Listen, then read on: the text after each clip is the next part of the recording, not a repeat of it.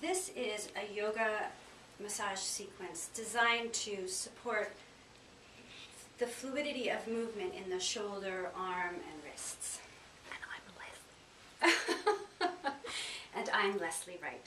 I'm going to begin by putting the balls in my upper back, in my trapezius muscles, and pausing here for a moment just to lean in and survey the lay of the land, which on me is very rocky. Take a deep breath. When I did this first last year in Toronto, I took the balls, put them against behind my shoulders. I sort of threw myself against the wall with a little too much gusto and ricocheted off the wall, yelping. So learning in the first 5 seconds of using these, if you can't breathe, nice, comfortable inhalations, then we're in too far. We're in too deep, and we have to reduce pressure or move the balls. Here we can chug up and down, cross-fibering against the direction of the trapezius in this tissue, and pausing and shimmying side to side, now moving with the grain of the fibers. Ironing out, tacking into the supraspinatus. Good. On me, this is an audible kind of activity. I can hear a lot of the speed bumps from fascia. I think that over years of my sitting at the library table slouching has gotten thicker and ropier. And the massage over the course of the year has begun to really loosen things up, getting some circulation and breaking down adhesions. This is stripping. Go in the direction of the grain of the muscle. Next, I'm going to take the yoga balls and place them in my upper back, right between my shoulder blades. And pause here for a moment of some sustained compression. The balls are pressing into part of my back where I tend to slouch and round when I'm lost in thought, and the pressure of the balls feels very pleasant. Scrolling up and down, getting into the middle trapezius and more into rhomboids and erectors. Right? These are muscles that hold on to the scapula and which can get sticky. I found that taking a big breath, inhaling, stretching arms apart, and then exhaling, drawing arms across the body, inhaling, opening, and exhaling, drawing arms across, stretching trapezius and the rhomboids, assists in getting some mobility into the scapula. You can hold on to the shoulders, take a few breaths. And it's an exercise which supports doing the eagle arms, the positions for eagle arms in yoga poses. Next, I'd like to take the balls, and this is to go after the deltoid. I'm going to take them, position them horizontally on the wall, and then lean in and pause a moment.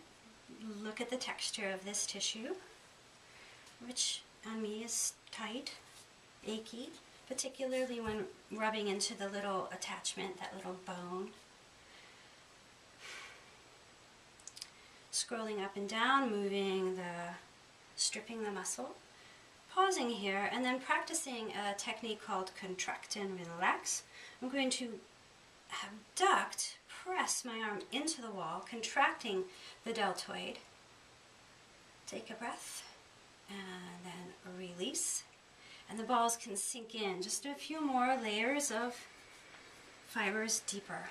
Pausing again, let's try pressing. I'm abducting the arm into the wall.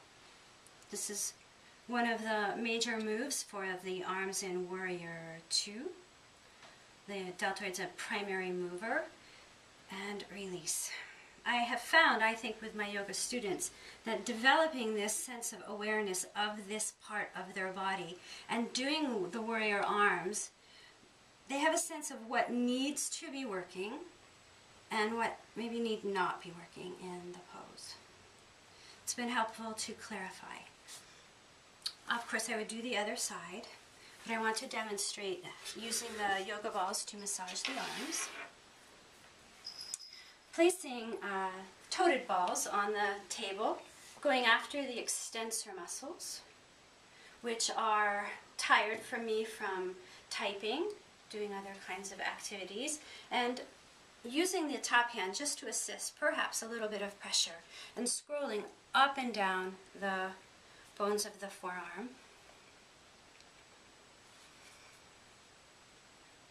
You can stretch your hands apart and activate some of these extensor muscles. Relax the hand. Perhaps pivot and get into another part of the arm bone, the ulna, and or just supinate and pronate the arm while scrolling, really scrubbing in to the tissue here. Good. Lastly, I'd like to have a look at the wrists. There's a technique we can use called skin rolling, and I have discovered that it's very pleasant and helpful to press the balls into the tissue of particularly my wrists and begin to stir up and get some heat and circulation into this area. We hold our hands in flexion, doing practically everything, typing, scratching the cat, driving, and we go to yoga class and ask students to explore this extreme stretch. And when I started yoga, this was I found particularly challenging, but the massage, we have, gets after some bands of tissue, the retinaculum that's here and here, and I have discovered that just a bit of pressure, twisting, right, is improving and has improved over time the ability for the tissues to slide easily against each other. Good. So when we go into a downward dog or a plank, this can prove to be beneficial. Plus you get a pink wrist.